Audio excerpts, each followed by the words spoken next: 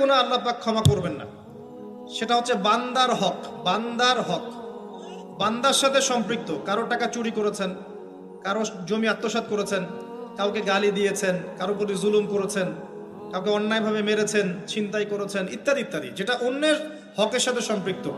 ধর্ষণ করেছেন, মানুষের সম্মানহানি করেছেন, কাউকে নিষ্পাপ কাউকে বিতর্কিত করেছেন ইত্যাদি। এই যে মানুষের সাথে জড়িত হক, এটা আল্লাহর কাছে মাফ নেওয়া যাবে না। কাবা ঘরের গেলাফ ধরে কানলেও কোনো লাভ নাই। ওই বান্দার কাছে গিয়ে ক্ষমা নিতে হবে। ভাই আমি আপনাকে গালি দিয়েছি, মাফ করে দেন। ভাই আমি তোমার টাকা চুরি করেছিলাম, এই নাও ফেরত নাও। বোন তোমার সম্পত্তি আমি দেই নাই, নিয়ে নাও। প্রতিবেশী তোমার জমি আমি নিয়েছি, নিয়ে নাও। এটা দুনিয়াতে করতে হবে। অন্যথায় পরকালে দেখবেন যে মানুষের সাথে জড়িত হকের জন্য মানুষটা দাঁড়িয়ে আছে। একজন ব্যক্তি উঠেছে, নামাজ রোজা হজ যাকাত সব নেকি নিয়ে উঠেছে।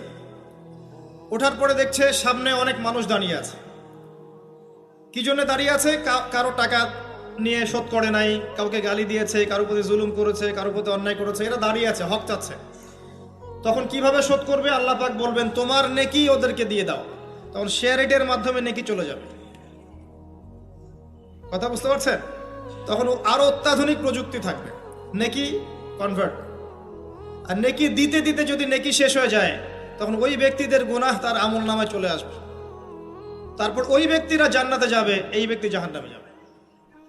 অতএব দুনিয়াতে মানুষের সাথে জড়িত কোনো হক রাখেন না। আল্লাহ পাক বলছেন শিরকের গুনাহ ছাড়া আল্লাহ যে কোনো গুনাহ মাফ করতে পারেন।